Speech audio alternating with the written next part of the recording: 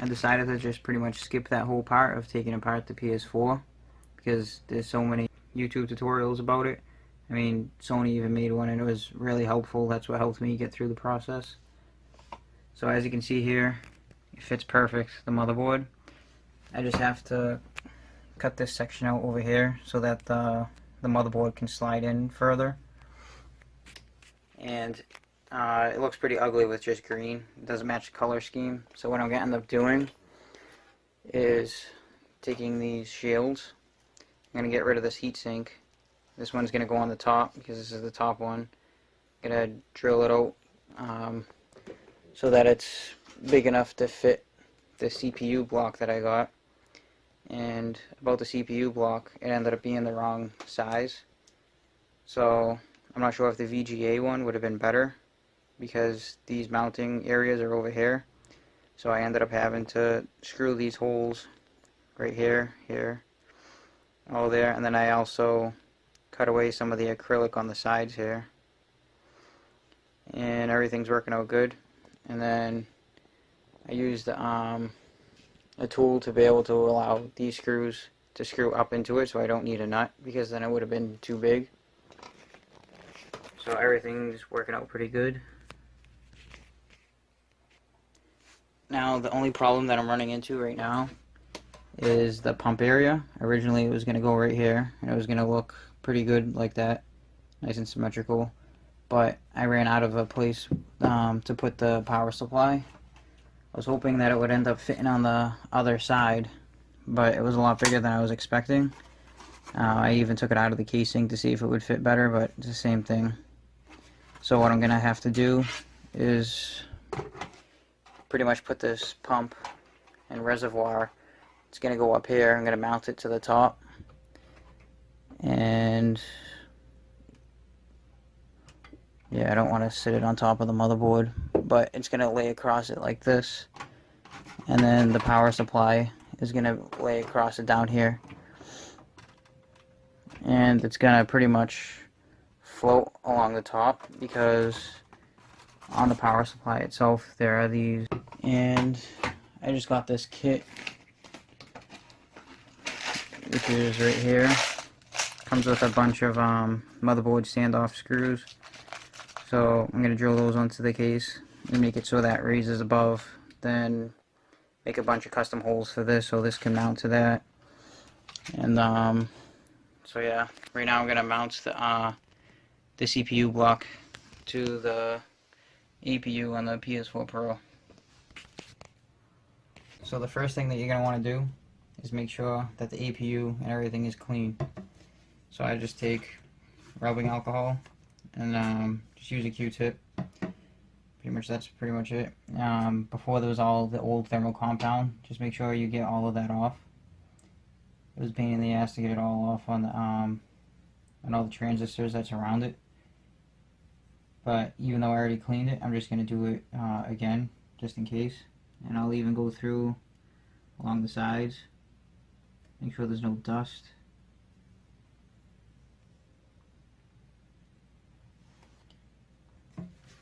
Do it again.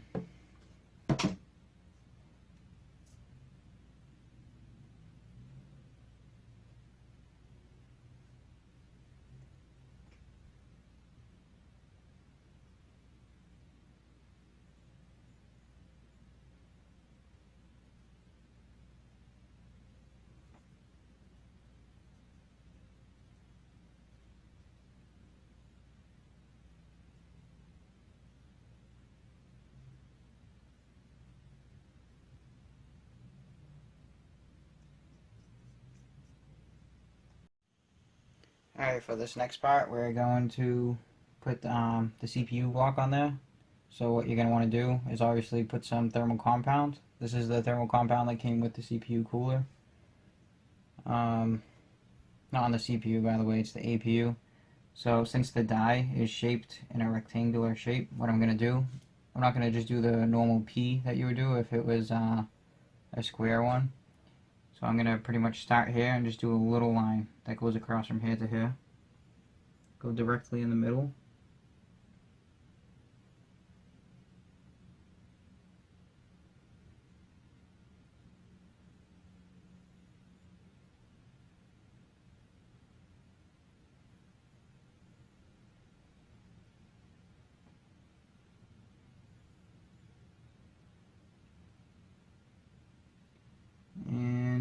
that should be good. And then we're going to set that aside. And next, you're going to want to put on the CPU cooler on top of it and try to get it as close as you can, because this is going to be kind of tricky when we flip it over, because I found the best way to do it is suspend it in the air, kinda. You'll see what I'm talking about when this comes up. So let's go ahead and try to place it on there nice and easy for now, and try to line the holes up.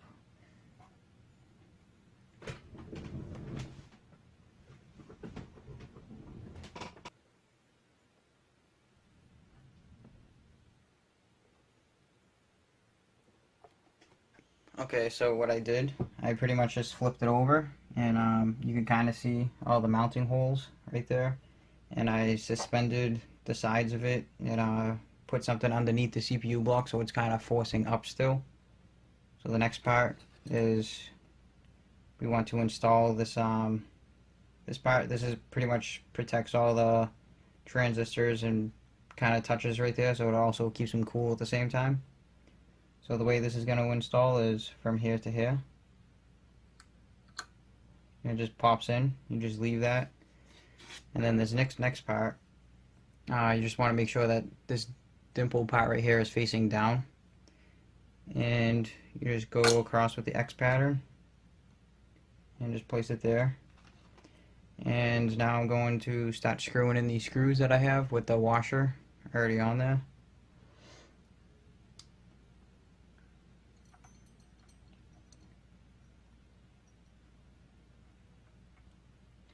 And also when you're doing this, since I'm doing this one, the next one that I'm going to do is going to be on this side, because you always want to go in diagonal patterns whenever you're doing this.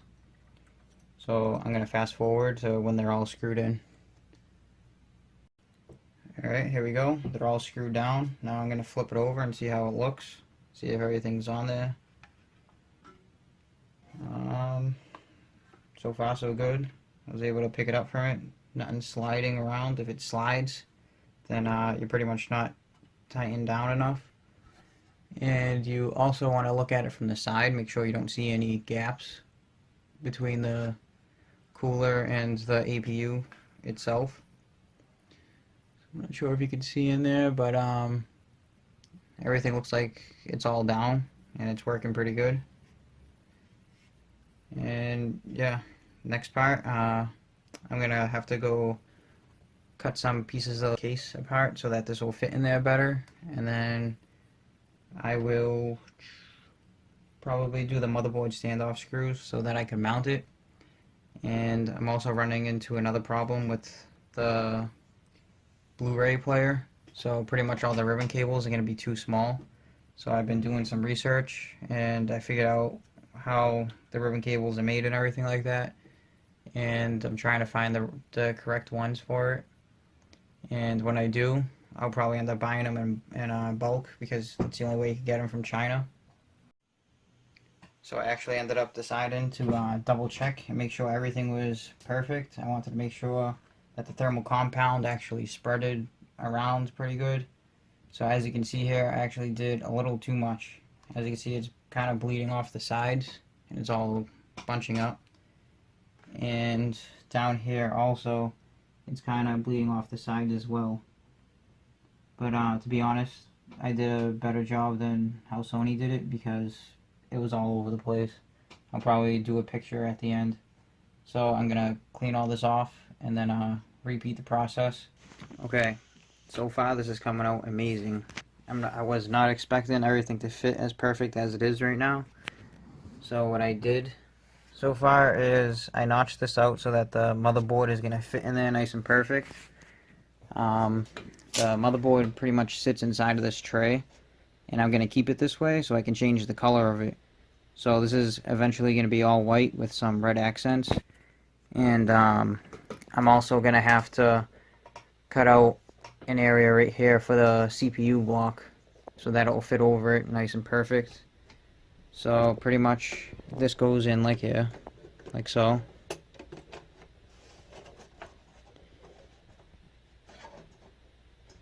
And it fits right in the back. As you can see here, all the HDMI ports and everything. and Lian. It's all going to be right there. Now I also cut all of this out right here so that this cable, which is the SATA power cable, so I can allow it to pass through, and then I'm going to put the hard drive pretty much right in this spot right there. So this would go in here and then go through the bottom, right through here, and then come up and go into the motherboard. Nope. Yeah, go ahead. But yeah, so what I also did is I got these standoffs. As you can see, they're pretty high, but it has to be this way because the power supply is pretty much going to go there. So I'm just going to place the pump.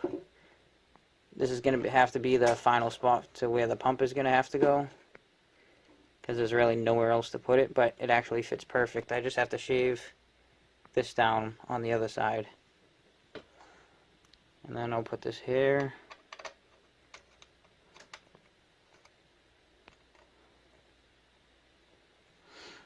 And then now for the power supply, which fits just like this.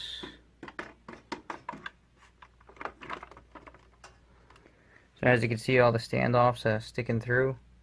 And then if you just put screws through the top, it'll fit perfect. And it's pretty much going nowhere. And another thing that ended up working out pretty good, I'm not sure if you can see inside of here, but there's a perfect, that's where the hardline tube is going to end up coming out. So it's going to actually come out, go underneath the power supply, and then go up to the CPU block, which worked out perfect. So, and nothing's going to be hitting it.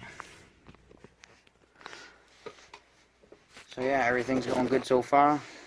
This, the power supply shroud, since it's all black, I'm not sure if I'm just going to paint it all white, and then maybe do Ps4 in red, and maybe get like a God of War vinyl and put it right here.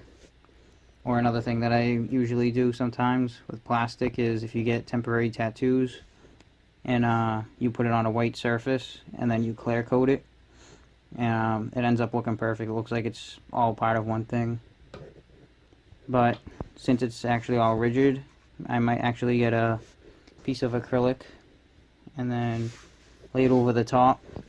And since there's actually LEDs right here, it might send light through the acrylic and give it this cool effect and maybe make the Ps4 glow. Alright, so the flat ribbon cables just came in today and it looks like they're gonna work. So here's one of them. As you can see, it's a lot longer than the original one that's in here, but the only thing is I didn't realize that this side faces this way and then this side faces up, so they're two opposite ends. I'm not sure if maybe I can possibly flip it over and inside of there. I mean, they kind of did this, Sony, when they were doing it, because they had the other cables, which is equal on both sides. So I took apart this Blu-ray drive, so pretty much is 1, 2, 3, 4, 5, 6 screws, and it just lifts up, and then you feed this through here. Just be very careful with this, because these Blu-ray drives are very delicate. And then set this aside, and here is where you can see this connects. This slides back and forward. This is what reads the disc, and then this whole unit itself actually comes out. So if you grab it from the sides right here,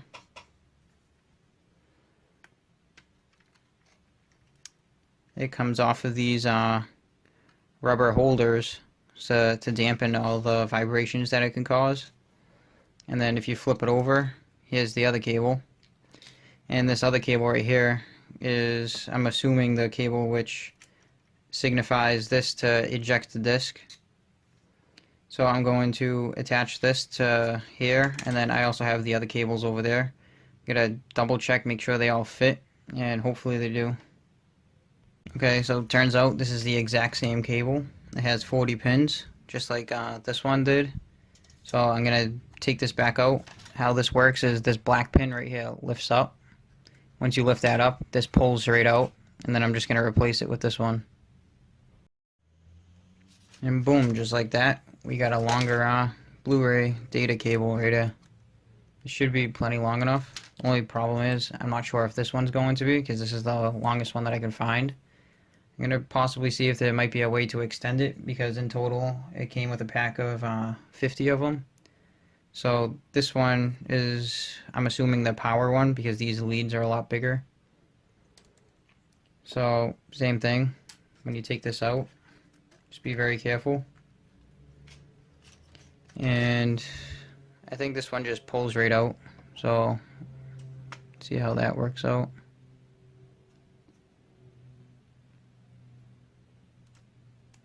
Be very careful with it. Now that this is all set, we can put this back cover back on top. Hopefully everything lines up right.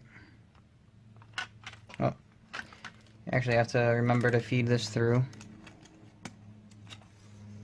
And when you're putting this back on, you want to leave enough slack inside of here so that it rolls perfectly up, because this slides back and forward. So it's going to be utilizing this extra slack that's inside the Blu-ray drive to move around. So just make sure you don't forget about that. This to the side. And now I just have to screw it in, and that should be it. Okay, so here's what I did with the motherboard. So as you can see here, originally there was just a little cutout for the heatsink. So I actually had to cut out in a bigger spot for the CPU block. Everything ended up fitting out perfect. And yeah, so now I'm just going to screw this shielding on both sides together, just to make sure everything fits right inside the case. And also on the back, I had to cut some out as well to show the RAM. And I did this because I got these aluminum heat sinks right here with some thermal tape right here, and they'll pretty much stick right on the backs of those to allow for better cooling. And on the case itself, there's going to be a 120 millimeter fan that's going to be blowing directly on there, so that'll cool it down really good. Okay, so here's how everything looks so far right now. As you can see, the motherboard is sitting on top of the standoff screws that I installed. So they're pretty much in every corner, so everything is nice and secure. And here is the power supply and the pump. So I'm having a little bit of problems with the pump right now, because if you look inside of here, the USB ports, they're kind of too high, so it's actually hitting the reservoir part of the pump itself. I'm not sure what I'm going to do with that yet. Maybe try to figure out a way to make the motherboard sit lower on the case. And another thing that I just did is underneath the power supply right here, I installed the case for to hold the hard drive. So as you can see, it's pretty much stuck on there. There's some standoff screws underneath. And yeah, this is probably going to be the end of this part, because the video is getting pretty long. So in the next one, I'm going to be painting this all red, trying to figure out how to lower that motherboard to solve the reservoir issue that I'm having. And yeah, and then pretty soon, hopefully, I'll start bending the tubes for all the water cooling loops. And yeah, make sure you comment, like, and subscribe. Thank you.